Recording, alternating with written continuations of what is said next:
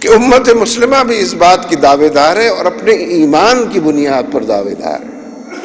کوئی دنیا کو فتح کرنے کا شوق نہیں ہے امت کو کہ دنیا پر ہمارا قبضہ ہو جائے، وہ چنگیز یہ کام نہ کرے، ہم چنگیز یہ کام کریں، وہ ظلم کی رات کو طویل نہ کرے، ہم ظلم کی رات کو صبح نہ ہونے دیں، وہ سارے وسائل پر قبضہ نہ کرے، ہم اس سارے وسائل پر قبضہ، ہرگز نہیں۔ کلمہ کی بنیاد پر ہم یہ بات کہتے ہیں کہ فرما روائی اللہ تبارک و تعالیٰ کی ہے، اور اس دنیا کو برتنے کا طریقہ نبی اکرم صلی اللہ علیہ وسلم کی سنت میں اور آپ کی شریعت میں اور آپ کے اتباع میں اور آپ کی پیروی میں۔ ظاہر ہے کہ ایک ایسا مضبوط عزم ہے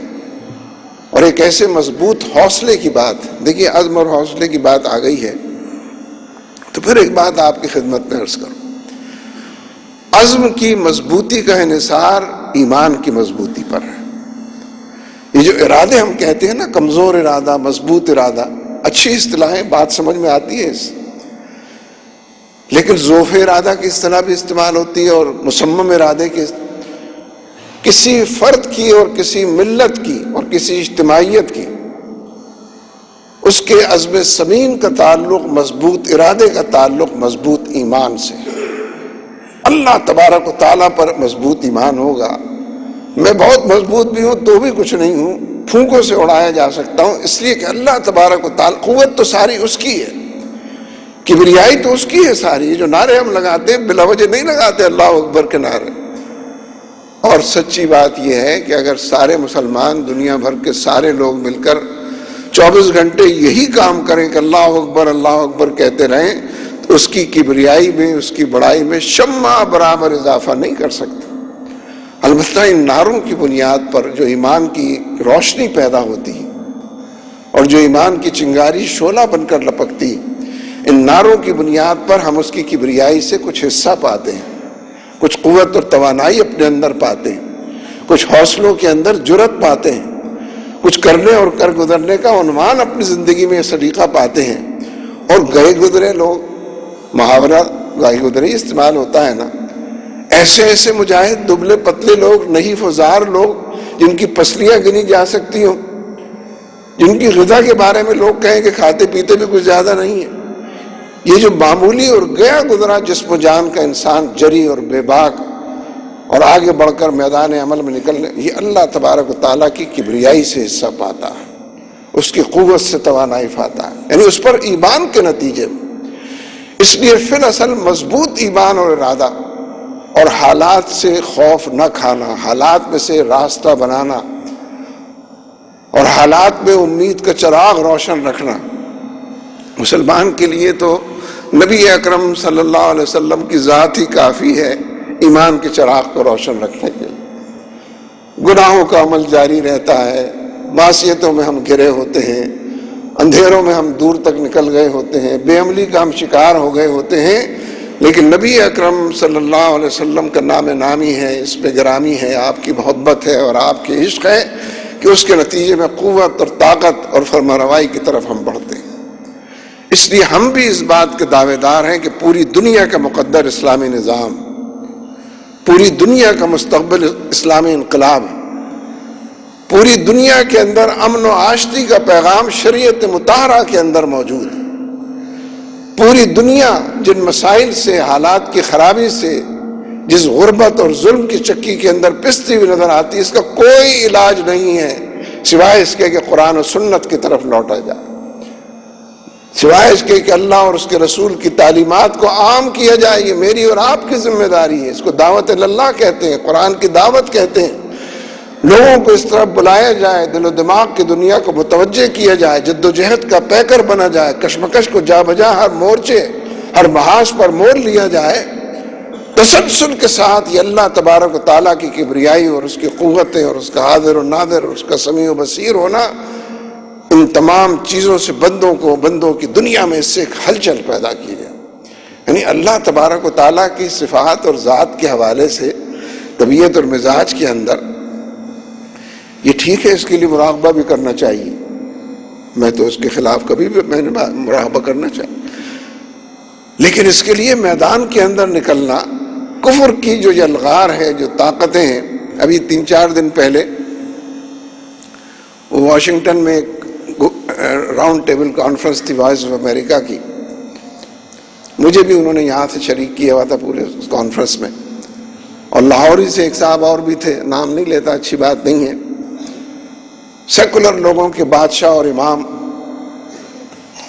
حقیقت یہ ہے، آپ کا بھی مشاہدہ تجربہ ہوگا، آج کل تو چلت پھرت میں موضوع ایک ہی ہے، ناموس رسالت صلی اللہ علیہ وسلم کا۔ حقیقت یہ ہے کہ سیکولر لابی جس قدر خوف زدہ ہے، اس وقت ڈری ہوئی ہے، اس کو لگتا ہے کہ آپ سب کے ہاتھ میں کوئی بندوق ہے، نہ معلوم کب مار دیں گے۔ یہ تصور ہی غلط ہے۔ اول تو ہم میں سے کسی کے ہاتھ میں وہ بندوق نہیں ہے کہ جب چاہیں گے کسی کو مار دیں، لیکن یہ کہ جب قانون کی عملداری نہ ہو۔ لوگوں نے کتنا کہا، پکار کر کہا، اخباروں میں چھاپ کر کہا، چینلز کے اندر جا کر کہا کہ پنجاب کا گورنر توہین رسالت کا مرتکب ہو چکا ہے، توہین عدالت کا مرتکب ہو چکا ہے، جس قانون کے تحت اس نے حلف لیا ہے اس سے برگشتہ ہو چکا ہے، اس قانون کو کالا قانون کہہ رہا ہے، اس کو برطرف کیا جائے، اس کو ہٹایا جائے، یہ اس قابل نہیں ہے کہ یہاں ہمارے سروں پر مسلط رہے۔ کوئی ہیومن رائٹس والے، کوئی سیکولر لبرل لابی کسی نے تائید نہیں کی کہ ہاں اس نے توہین عدالت کی، اس نے قانون کی فرما روائی کو غلط کہا، کسی نے نہیں کہا۔ اب کہتے ہیں کہ قانون کی خلاف ورزی ہوئی، ایک شخص نے اپنے قانون کو اپنے ہاتھ میں لے لیا۔ جب قانون اس قدر کمزور ہوگا، اس قدر بزدل ہوگا، اس قدر ناروا ہوگا، اس قدر غیر قانونی قانون ہوگا، اس قدر بڑے لوگوں کا قانون الگ ہے، اگر گورنر یہ سارے کام کرے تو اس کے لیے روا ہے۔ ویسے کم از کم توہین رسالت کا معاملہ تو ایسا ہے کہ چھوٹوں کو بھی کم پکڑا جاتا۔ قانون عملاً معاشرے کو افراتفری سے بچاتا ہے اگر اس کو ان لیٹر اینڈ اسپرٹ، اس کی روح کے ساتھ اس کو نافذ کیا جائے۔ جب یہ سارے کام نہیں ہوئے تو اگر کسی قادری نے، دیکھیے تھوڑے بہت قادری تو ہم سبھی ہیں، قادری کا کوئی مطلب تو ہوتا ہوگا نا، یہاں تو اہل علم بیٹھے ہوئے ہیں۔ میرا مطلب یہ ہے کہ جس عمل سے آراستہ پیراستہ قادری نے یہ کام کیا، غازی قادری نے، آپ کو پتہ نہیں ہے آپ کے اندر بھی یہ چنگاری موجود ہے، آپ کو پتہ ہے، آپ کا خیال ہے کہ نہیں ایسی کوئی ایسی بات نہیں ہے۔ اس لیے کہ نبی اکرم صلی اللہ علیہ وسلم کے حوالے سے طبیعتوں کے اندر آپ کا نام آئے تو درود و سلام بھیجنے کو جی چاہتا ہے، آپ کو محسن انسانیت کہنے کو جی چاہتا ہے، آپ کا نام نامی آئے تو طبیعتوں کے اندر ایک محبت کی اور عشق کی ایک ایسی کیفیت پیدا ہوتی ہے جس کو ہم کبھی کبھی محسوس بھی نہیں کر پاتے کہ وہ پیدا ہو رہی ہے۔ اور یہ تو زندگی کا ثبوت ہے، یہ تو زندگی کا عطر ہے، اس کا خلاصہ ہے زندگی کا کہ نبی اکرم صلی اللہ علیہ وسلم کے ساتھ تعلق کیسا ہے۔ اس لیے سیکولر لابی سے میں یہ بات کہنا چاہتا ہوں، ابھی پوپ کی بات نہیں کر رہا ہوں، ان کے امام تو پوپ صاحب ہی ہیں نا، ہمارے امام نبی اکرم صلی اللہ علیہ وسلم، ہمارے رہبر و رہنما نبی اکرم صلی اللہ علیہ وسلم، انہی کی زندگی کا نمونہ زندگی کے چھوٹے سے چھوٹے دائرے میں، سر میں کنگھی کیسے کی جائے، پیر میں جوتا کون سا پہلے دائیں پیر میں جوتا پہنا جائے، پہلے دائیں ہاتھ میں قمیض کی، اتنی چھوٹے چھوٹے معاملات میں رہنما۔ یہ تو کوئی بہت ہی محبت بھری ذات ہو سکتی ہے کہ جو اپنے امتیوں کو اور اپنے پیروکاروں کو اور اپنے ماننے والوں کو اتنے چھوٹے چھوٹے معاملات میں رہنمائی دے، اتباع اور پیروی کے نتیجے میں ان کو اجر کے اور ثواب کے اور جنت کے دروازے ان کے لیے کھولتا چلا جائے۔ کیسی خیر خواہ، کوئی ہے خیر خواہ ایسا؟ انسانوں میں بڑے بڑے انسان بھی گزرے ہیں جنہوں نے دنیا کی خدمت کی ہے، لیکن نبی اکرم صلی اللہ علیہ وسلم خالص اس انسانی سطح پر بھی، وہ جو 100 بڑے آدمیوں پر کتاب لکھی گئی ہے نا، دنیا میں واحد کتاب ہے جو 100 بڑے آدمیوں کی ریکگنائز ہوئی ہے، کسی مسلمان نے نہیں لکھی ہے، غیر مسلم نے لکھی ہے۔ اس نے حضرت عیسیٰ علیہ السلام کا نام بھی اس میں دیا ہے، 100 بڑے انسانوں، اور بھی بے شمار سائنٹسٹ کا اور اس کا اور اس کا اور دنیا میں انقلاب لانے والوں کا، لیکن سر فہرست کہا ہے کہ ان 100 میں پہلا نمبر جو ہے وہ نبی اکرم صلی اللہ علیہ وسلم۔ ہمیں ضرورت نہیں ہے کہ غیر مسلم سے کوئی سند حاصل کریں، یہ بات ہم اس لیے کہتے ہیں کہ ہم تو اس لیے کہ ہم مانتے ہیں، جانتے ہیں، پہچانتے ہیں، لیکن جو اس کو نہیں مانتے، نہیں جانتے، نہیں نبی تصور کرتے، وہ بھی کنڈکٹ کی وجہ سے، کارکردگی کی وجہ سے، دنیا میں جو زندگی انہوں نے 23 سالہ گزاری نبوت کی، اس کی وجہ سے ان کو دنیا کا سب سے بڑا انسان، اور اس میں اس کی دلیل بھی دی ہے۔ اس نے کہا ہے کہ یہ جو 100 انسان میں نے دنیا بھر کے تاریخ کے اب تک کے منتخب کیے ہیں، ان لوگوں میں کسی نے بہت بڑا انقلاب برپا کیا، کسی نے مادی انقلاب برپا کیا، کسی نے انسانوں کے دکھوں کا بداوا کیا، کسی نے ایسی ایجادات کی کہ جس کے نتیجے میں کروڑ انسانیوں کا حال اور مستقبل سنور گیا، کسی نے غم بانٹے ہیں، کسی نے، سب کی خصوصیات ہیں، لیکن نبی اکرم صلی اللہ علیہ وسلم کے بارے میں اس نے یہ لکھا ہے کہ انہوں نے یہ سارے کام کیے ہیں، انہوں نے انقلاب بھی برپا کیا ہے، انسانیت کو انسانیت سے آگاہ بھی کیا ہے، انہوں نے انسانوں کے دکھوں کا مداوا بھی کیا ہے، اور واقعی بادشاہ کا لفظ تو بہت چھوٹا ہے، وقت کے شہنشاہ اور حکمران تھے، لیکن فقر کی اور درویشی کی زندگی کو اپنایا، اس کو برتا، اور اس کے مطابق ان سانچوں میں اپنا، ایسا انسان تو نہیں دیکھا ہم نے کہیں۔ فقر پر لوگ اچھی تقریر کرتے ہیں، درویشی پر لوگ بہت اچھی باتیں کرتے ہیں، کبھی کبھی زندگی کے کسی خاص دائرے میں اس کا مظاہرہ بھی کر لیتے ہیں، تجربے سے بھی گزار لیتے ہیں، لیکن پوری عمر یہ جو ہم کہتے ہیں نا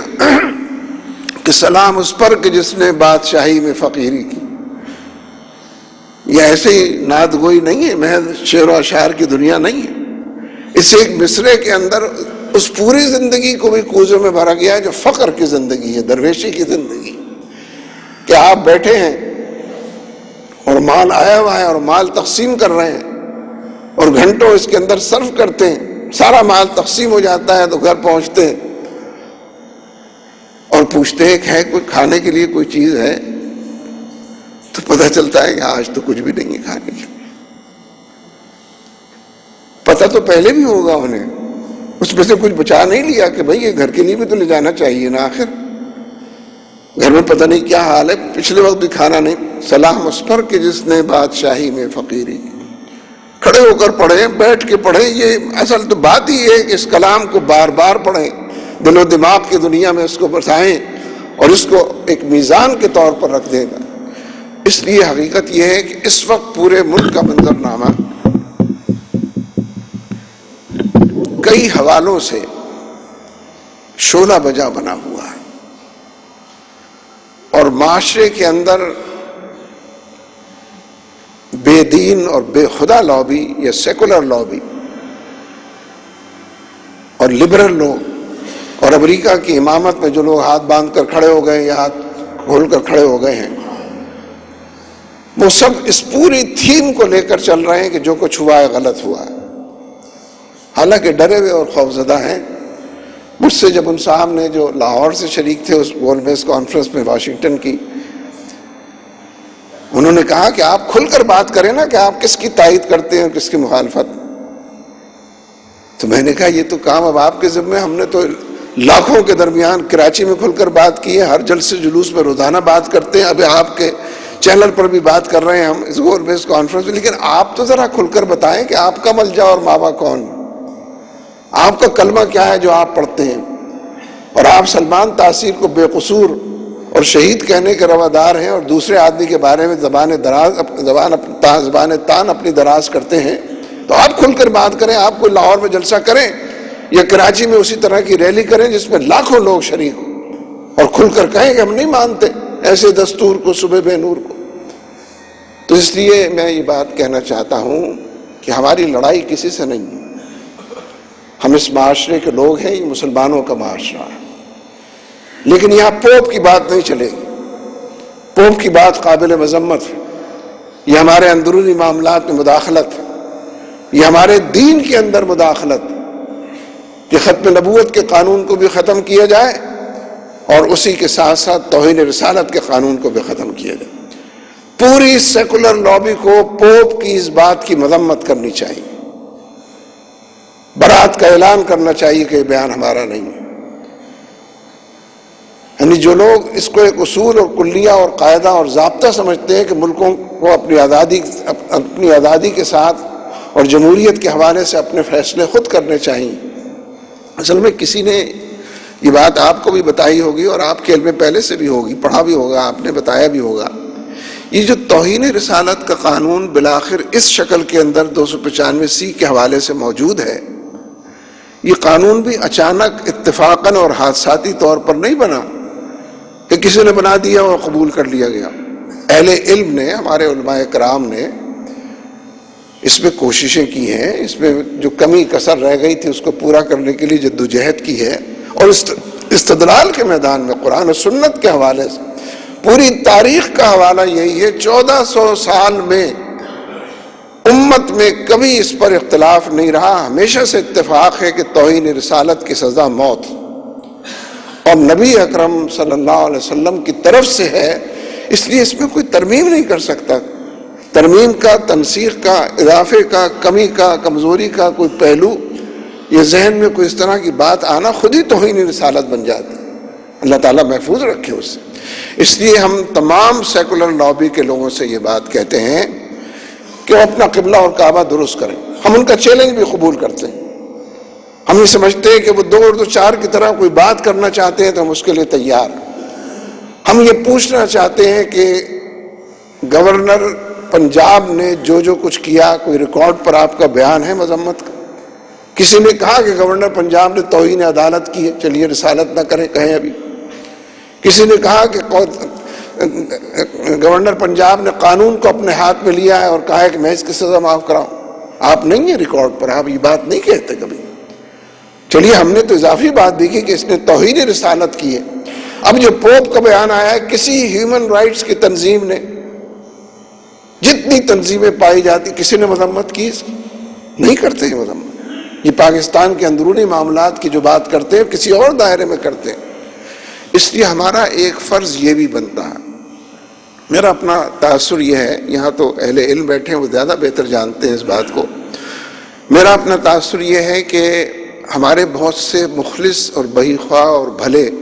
اور اچھے مسلمان بھی اس بات کو جانتے نہیں ہیں، بربنائے علم اس سے واقف نہیں ہیں کہ توہین رسالت کہتے کسے ہیں اور اس کی سزا موت کیوں مقرر ہے آخر۔ اس لیے یہ میرا فرض بنتا ہے، یہ آپ کی ذمہ داری بنتی ہے کہ ہم ایسے تمام لوگوں کو افہام و تفہیم کے ذریعے اور اسی پیرائے میں، اس کو دعوت بھی کہتے ہیں، اس کو ایمان کی کیفیت بھی کہتے ہیں، اور ایمان کی بات میں ایک دفعہ تو کر چکا ہوں، لیکن ایمان کی بات تو جتنی دفعہ کی جائے کم ہے۔ فی الحقیقت ایمان، جیسے مضبوط ارادے کی میں نے بات کی تھی کہ مصمم اور مضبوط ارادے کا انحصار مضبوط اور مصمم ایمان پر ہے، اور مضبوط اور مصمم ایمان کا انحصار اللہ کے ساتھ جڑنے، قرآن پاک کے ساتھ وابستہ ہونے، نماز سے وابستگی پیدا کرنے ہیں۔ ویسے تو اللہ کا فضل ہے، سب لوگ بیٹھے ہوئے نماز ہی پڑھنے کے لیے آئے ہوئے ہیں، لیکن نماز میں جو اللہ تبارک و تعالیٰ کے ساتھ ہم کلامی کا ایک شرف حاصل ہوتا ہے، یعنی کبھی صرف اسی ایک نقطۂ نظر سے نماز کو شروع کر دیں کہ میں اللہ میاں سے ہم کلام ہونے جا رہا ہوں۔ ارے تم کیسے ہم کلام ہو رہے؟ اتنے گئے گزرے گناہگار آدمی، وہ اسی کا کلام پڑھ رہے ہیں، اس کے نبی نے جس طرح سے بتایا ہے اس ترتیب کے ساتھ پڑھ رہے ہیں۔ کچھ سمجھ میں بھی آتا ہے کہ کیا پڑھ رہے ہیں، کچھ کبھی نہیں بھی سمجھ میں آتا کہ کیا پڑھ رہے ہیں، لیکن جب نہیں سمجھ میں آتا تب بھی اسی کا کلام ہماری زبان پر، اس سے ہم محو گفتگو ہیں۔ اگر صرف اتنے ہی دائرے کو آدمی، چلیے محدود ہی دائرہ سمجھ لے اس کو، یہ نماز پھر ایمان کے اندر مضبوطی کا ذریعہ بنتی ہے۔ یہ ایمان پھر انسان کو ہر خوف سے، ہر ڈر سے، کہیں ایسا نہ ہو جائے، کہیں ویسا نہ ہو جائے، ان تمام محاوروں سے دور رکھنے کا ذریعہ بنتی ہے۔ اس لیے یہ نماز ہے، یہ قرآن ہے، اور اللہ کے راستے میں جد و جہد، ناموس رسالت کے حوالے سے جتنی ریلیاں ہوں، جتنے جلسے ہوں، جہاں جہاں بلایا جائے۔ اب یہ 30 تاریخ کو لاہور کا جلسہ ہے نا، لاہور میں کتنے لوگ ہونے چاہیے؟ سارے لوگ ہونے چاہیے بھائی۔ یعنی لاہور میں جلسہ ہو اور میں لاہور میں موجود ہوں اور جلسے میں نہ جاؤں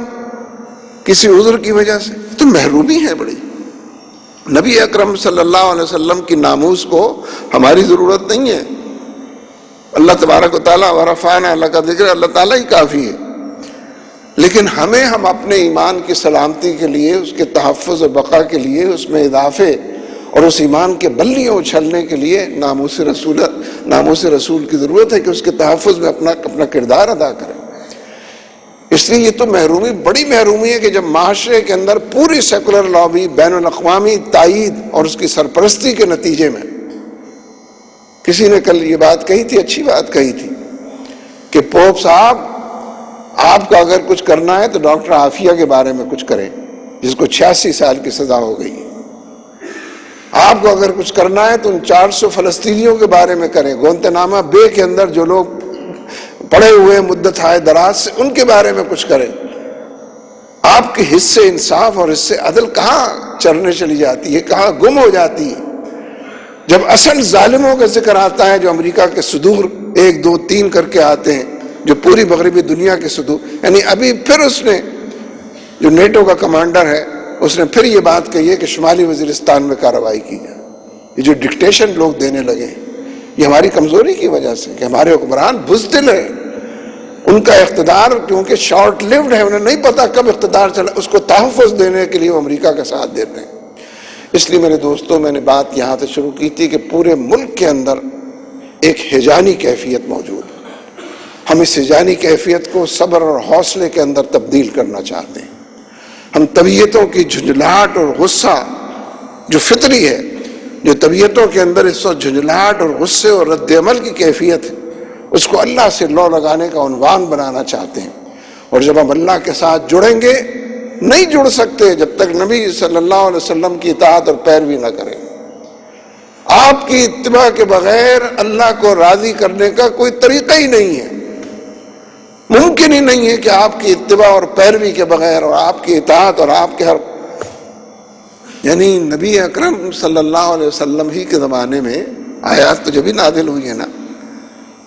حضرت ابوبکر سے کہا جا رہا ہے، کیسے جلیل القدر صحابی خلیفہ اول، حضرت عمر سے کہا جا رہا ہے، اور ان کے حوالے سے گویا سب سے کہا اپنی آوازوں کو پست رکھو، مبادا تمہارے اعمال ہی سارے ضائع ہو جائیں۔ کیسے جلیل القدر لوگ، انہی کے ذریعے سے ہم تک پہنچائے۔ تو نبی صلی اللہ علیہ وسلم کی ناموس پہ کوئی یہاں چاہے اور معاشرے کے اندر کوئی قادری موجود نہ ہو، کیسے ممکن ہے؟ یہ 17 کروڑ لوگ قادری ہیں، یہ 17 کروڑ لوگ غازی اور شہید ہیں، لیکن انہی 17 کروڑ لوگوں میں ان سب کو یہ کام بھی کرنا چاہیے کہ سیکولر لابی کو بھی یہ بات سمجھائیں۔ لا علم اور ناواقف اور بے بہرا اور جو جہالت کے روپ میں بھی لوگ نظر آتے ہیں، اس پیغام کو غصے اور جھنجھلاہٹ کے عالم میں نہ پہنچائیں، بلکہ قرآن و سنت کی تعلیم اور نبی صلی اللہ علیہ وسلم کی جو افہام و تفہیم کا پیرایا ہے اس کو اپنا کر اس دعوت کو پہنچائیں۔ اور مجھے امید ہے کہ انشاءاللہ یہ جو امتحان کی گھڑی آئی ہے، امت انشاءاللہ اس میں سرخرو قرار پائے گی